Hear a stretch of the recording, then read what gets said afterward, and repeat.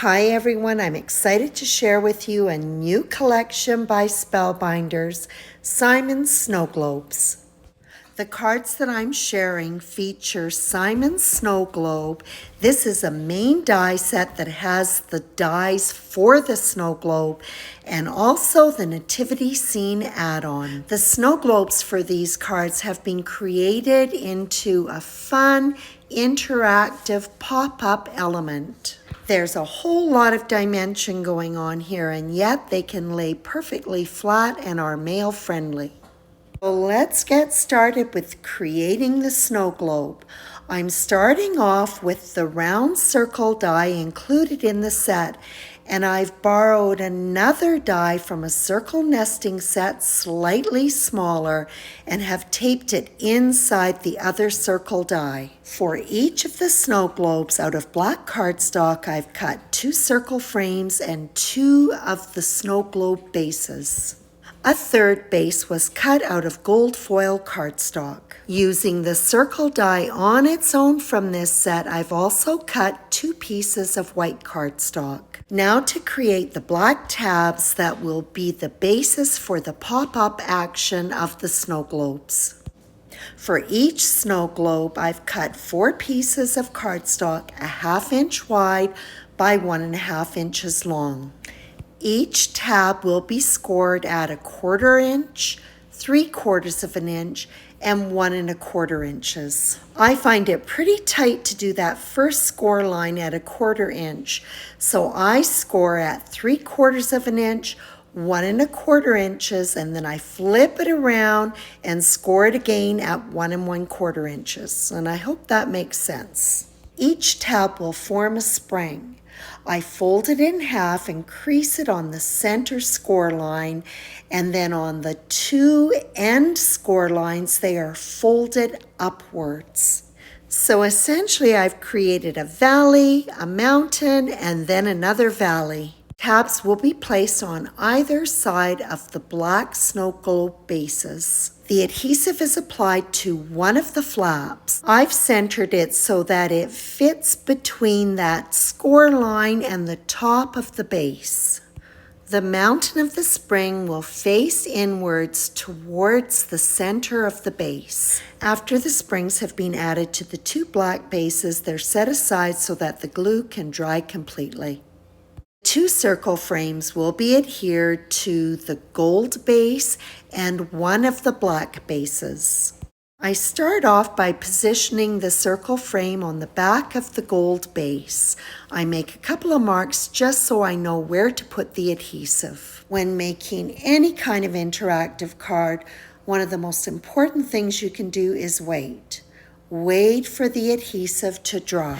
The second circle frame is aligned to the first one, and I make a couple of marks again to help me position it onto the black base and to know where to put the adhesive. I apply a thin line of adhesive, and then I take that black card base and align it to the gold one before I set the frame in place. Now, honestly, I was kind of wishing I had done this part before I put the black springs in place. That would have made it a lot easier. However, I made it work.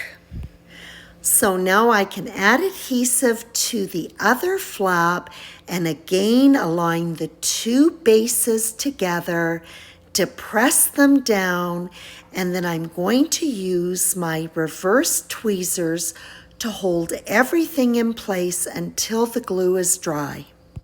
Before the solid circle is adhered to the last base, I'm first going to create a background with Distress Oxide inks. I've started off with Squeeze Lemonade and added in Mermaid Lagoon and then some chipped sapphire. To avoid getting fingerprints on the ink, I use a scrap piece of paper as I do my blending. And you know what? I love blending brushes, but when I want a smooth, consistent blend, I reach for the blending tools. I guess old habits are hard to break. I want to finish the sky off with some pretty silvery stars, so I'm going to use Distress Stain brushed pewter and apply it with a fan brush. I don't want the spatter to get onto the yellow area, so I've got a circle die cut that I'm using to mask it off. Finish the assembly of the snow globe when the spatter dries, and in the meantime, I'm going to work with the die cuts that were cut from the Nativity Scene die set. This set is an add-on and so only contains the elements and not the snow globe. I've die cut almost everything from this beautiful cream cardstock. It's a little bit lighter in weight, and so I've doubled up the palm trees and the stable. I'll pop a couple of dots of glue on the shepherd and then set it on the staff. Each of the two die sets that I'm working with have different sentiment choices. For the Nativity Scene, there are two. I'm going to be adhering them to gold foil cardstock, so I don't want to have to worry about glue smearing. The back of the sentiment is dotted with Tombow glue. When this adhesive dries, it is tacky. When I put the sentiment on, I don't have to worry about any of the glue oozing out. I'm also going to add some Nuvo Glitter Drops White Blizzard to the star. It dries clear and it is super sparkly. There are a number of die cuts to create the baby Jesus, swaddling, and manger. I placed the baby on the main die cut of the manger first. The second layer of the trough was adhered beneath the baby. Then on goes the swaddling die cut, and it is super tiny. Yep, and these are the times when I give thanks for my jewel picker. And then the final detail of the trough is added on. The spatter on the background is definitely dry, so I go ahead and add adhesive to the two tabs on the last base of the snow globe. The liquid adhesive gives me a little bit of wiggle room as I get all three of the bases aligned to one another. And then I hold everything in place with reverse tweezers until it dries. And then I can add a little bit of adhesive to the bottom of the solid background and then line up the circle frames to it, and the snow globe is completed. I can take my sentiment with the Tombow glue, which is dry and tacky, and just pop it onto the foiled front. So because this is a pop-up, there are different levels to stage the elements on, giving lots of dimension to the overall look of the globe. Stable is adhered first, attaching it to the center base of the globe. Next, the sparkly star is adhered right above the peak of the stable on the globe's background. The baby Jesus is also adhered to the background right in the center of the stable, and Mary is adhered right beside him. Two palm trees will frame the scene and are attached to the back of the front base. Where the palm tree leaves cross over the circular frame, I add a touch of glue. This adds additional stability to the structure of the globe. And as I'm sure you've noticed, the reverse tweezers have been used time and time again throughout this project. And the shepherd is adhered to the right-hand side of the center base. And then finally, straw is added in where the back of the snow globe meets the base.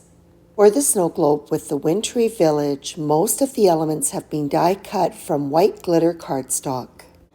A panel of white cardstock had been embossed with a 3D embossing folder sparkling snow before attaching the snow globe to the card base. The snow globe with the Nativity Scene was adhered directly to an A2 size black card base.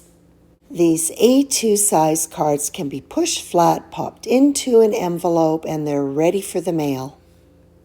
When the card is slipped out of the envelope, the snow globe pops up and the scene has an amazing amount of dimension.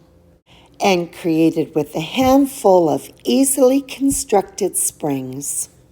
I hope you enjoyed this video featuring Spellbinder's Simon's Snow Globe and the add-on die set Nativity Scene. As always, I appreciate your visit.